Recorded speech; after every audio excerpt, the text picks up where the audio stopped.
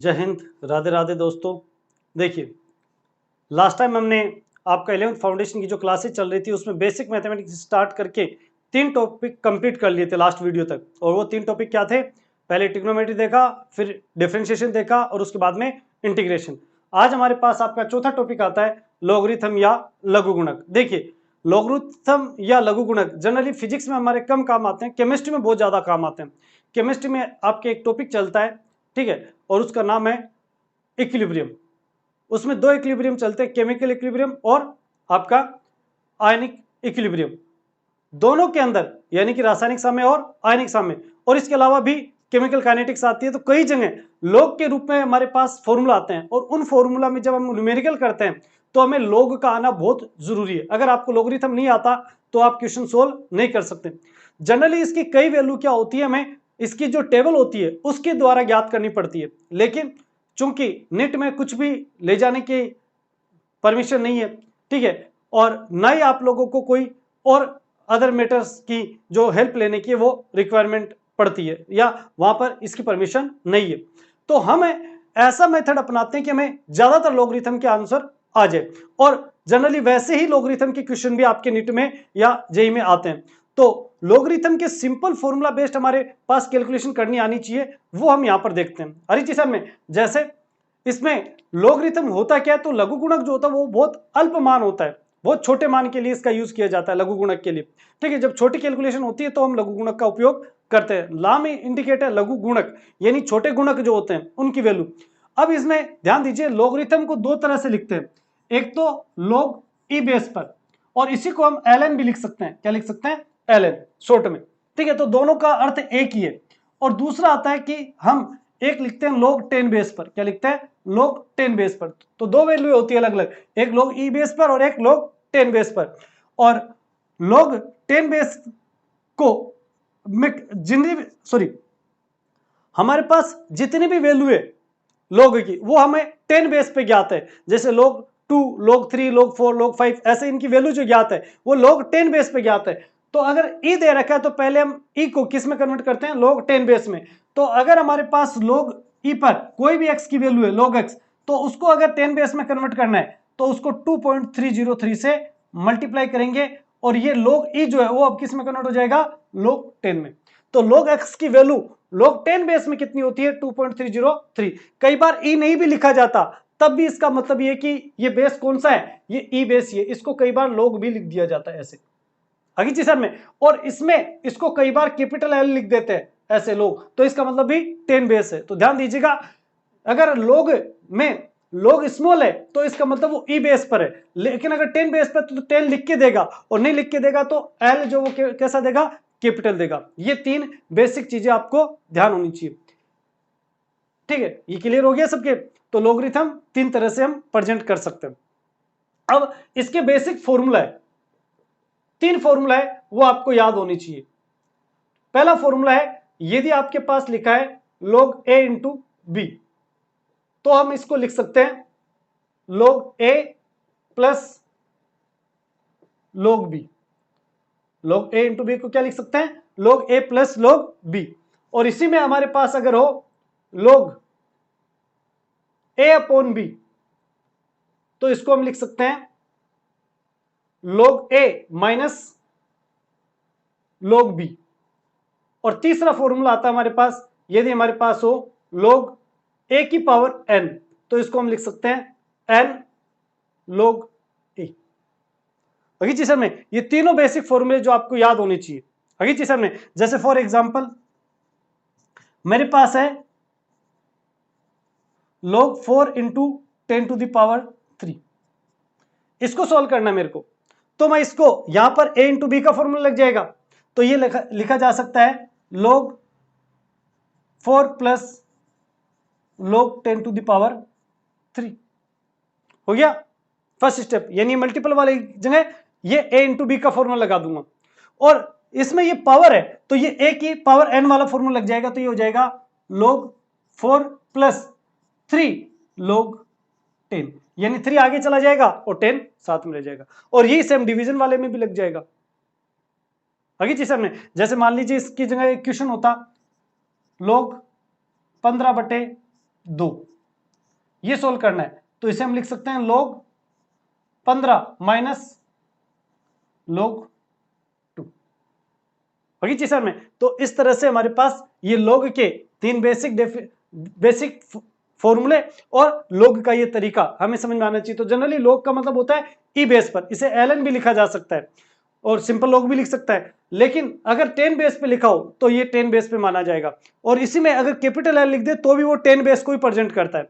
और यहां पर एक चीज ध्यान देना कि log 10 बेस को अगर log ई बेस को अगर 10 बेस में कन्वर्ट कर रहे हैं, log ई बेस को अगर 10 बेस में कन्वर्ट कर रहे हैं तो इसको किससे मल्टीप्लाई करेंगे? 2.303 से। एक सबसे इंपॉर्टेंट चीज जो आपको ध्यान रखने लायक है और वो क्या है कि अगर गुणक और आधार संख्या सेम हो तो इसकी वैल्यू 1 होती है। जैसे log ई बेस पर ई की वैल्यू 1, log ए बेस पर ए की वैल्यू 1, इसी तरह से log 10 बेस पर 10 की वैल्यू भी कितनी होगी? 1। ये ध्यान रखना, यदि गुणक और आधार संख्या दोनों सेम हो, गुणक और आधार संख्या दोनों सेम हो तो इसकी वैल्यू कितनी आएगी? 1 आएगी। ठीक है, ये log के बेसिक चीजें आपके सामने क्लियर हो गई। आगे चीज सर में अब हम log के 1 से 10 तक के मान 10 बेस पर, log 10 बेस पर 1 से 10 तक के मान आपको याद होने चाहिए इन 10 बेस पर। तो 10 बेस पर log 0 की वैल्यू कितनी होती है? 0। log 2 बेस पर 0.3010, log 3 की वैल्यू 0.4771, log 4 की वैल्यू 0.6020 और log 5 की वैल्यू 0.6690 और log 5 की वैल्यू log 6 की वैल्यू 0.778 और log 7 की वैल्यू 0.8450 और log 10 की वैल्यू 0.930 और log 9 की वैल्यू 0.9542। यानी कुल मिलाकर के ये log 10 बेस की वैल्यू जो है वो आपको याद रखनी है। इसमें ज्यादा कुछ नहीं, अगर आप पूरी वैल्यू याद नहीं रख सकते तो कम से कम 4 वैल्यू याद रखिए। कितनी वैल्यू? 4। कौन कौन सी? एक तो log 2 बेस पर, एक log 3 बेस पर और एक log 7 बेस पर। बाकी वैल्यू अगर आपके याद भी नहीं है तो आप आसानी से ज्ञात कर सकते हो। कैसे कर सकते हैं समझिए। ये वैल्यू याद रहती है हमें, क्यों? क्योंकि सेम बेस है तो गुणक और आधार संख्या सेम हो तो वैल्यू कितनी होती है? 1 होती है। log 10 बेस पर 1 की वैल्यू हमेशा 0 होती है। तो ये 2 वैल्यू याद होगी और 3 वैल्यू आपको याद रखनी है। बाकी अगर याद नहीं भी हो तो हम कैलकुलेट कर सकते हैं। कैसे? log 4 जो है, log 4 को अगर मैं चाहूं तो log 2 बेस 2 का स्क्वायर लिख सकता हूं। तो एक तरह से ये 2 आगे चला जाएगा और log 2 बच जाएगा। यानी कि 2 और log 2 की वैल्यू याद कर ली हमने तो 0.3010, इसको मल्टीप्लाई करेंगे तो वैल्यू आएगी 0.6020। ये देखिए आगे चीज में। इसी तरह से log 5 को अगर हम चाहे तो log 10/2 लिख सकते हैं और a अपॉन b का फॉर्मूला लग जाएगा तो ये बन जाएगा log 10 minus log 2। log 10 base पर 10 की वैल्यू 1 और 2 की 0.3010, इसको जब माइनस करोगे तो वैल्यू आएगी 0.6990। आगे चीज सर में। इसी तरह से 6 है तो इसको हम क्या लिख सकते हैं? 2 इंटू 3, यानी log 2 प्लस log, ये फॉर्मूला लग जाएगा a प्लस बी का। तो log 2 प्लस log 3, तो log 2 और log 3 की वैल्यू ऐड कर देंगे तो ये आ जाएगा। log 7 की याद रखनी पड़ेगी क्योंकि इसका कोई तरीका नहीं है। तो 3 वैल्यू आपको याद रखनी है, log 2, log 3 और log 7। log 7 की वैल्यू 0.8450, 0.8450, 8450, ठीक है। और 4771 3 का और 30-10 log 2 का पॉइंट लग ही जाएगा स्टार्टिंग में, ठीक है। अब log 8 को 2 का क्यूब लिख सकते हैं, क्यूब आगे जाएगा तो यानी log 2 का 3 गुना, तो log 3 का ये 3 गुना कर दीजिए, आंसर आ गया। log 9 यानी कि 3 की पावर 2, 3 का स्क्वायर है तो 2 आगे चला जाएगा, यानी कि log 3 का 2 गुना, तो 2 गुना कर दो, आंसर आ जाएगा। ठीक है, तो इस तरह से log 10 की वैल्यू हमें याद रखनी है। अगली सेशन में तो ये लॉगरिथम का पोर्शन आपका कंप्लीट होता है। तो लॉगरिथम क्यों जरूरी है ये आपको समझ में आना चाहिए।